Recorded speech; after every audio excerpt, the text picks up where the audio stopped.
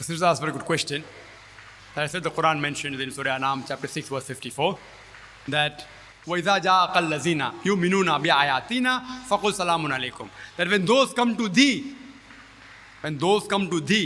who believe in our signs, wish them assalamu alaikum. The Quranic verse says, when those come to thee, when they approach thee, then salam becomes a fard.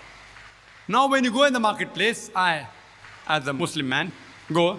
Even if they don't come to me, I wish them for salam, because the Prophet said, whoever wish salam, it's better to spread salam. But you as a Muslimah, a Muslim woman, you have to even maintain your hijab. And for hijab, there are various verses given in the Quran as well as Sahih Hadith.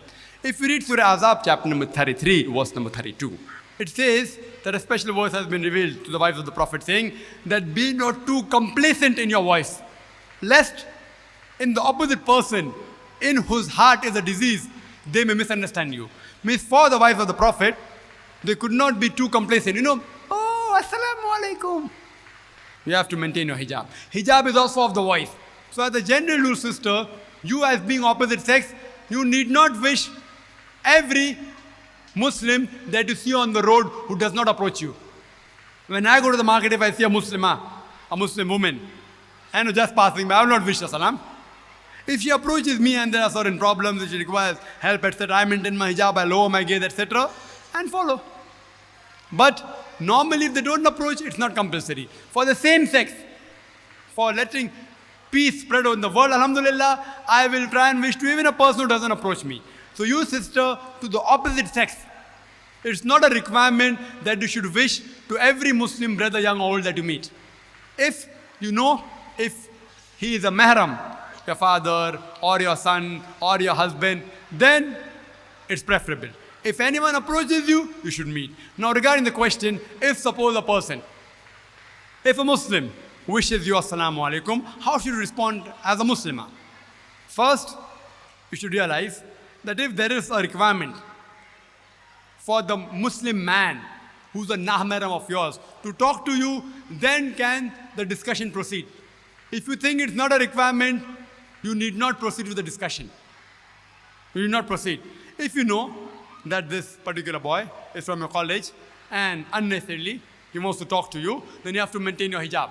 You need not talk to him also, because his intentions aren't good.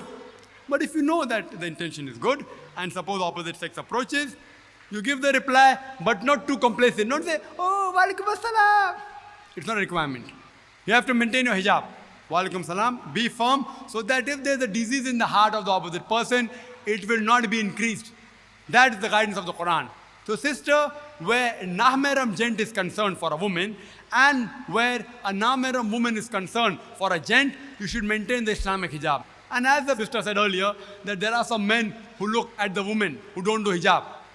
The Quran first speaks about the hijab for the man and then for the woman. The Quran says in Surah Nur, chapter 24, verse number 30, before it speaks about the hijab for the woman, it says, say to the believing man that he should lower his gaze and guard his modesty. That means whenever a man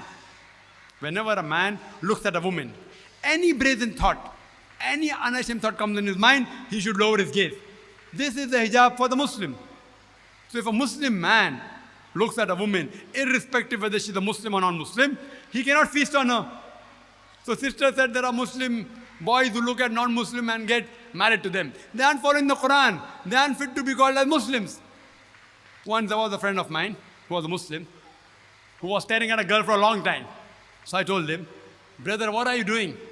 Why are you staring at a girl for a long time? So he told me, our beloved Prophet said that the first glance is allowed, the second is prohibited. I have not yet completed half my glance. What did the Prophet mean when he said that the first glance is allowed, the second is prohibited? It doesn't mean that you can look at a woman, stare at her for a long time without blinking for 10 minutes and say that I'm following the Prophet. What the Prophet meant that unintentionally if you look at a woman, don't intentionally look at her to feast on her. So similarly, sister, it's not a requirement that you greet every nahmaram Muslim man that you meet.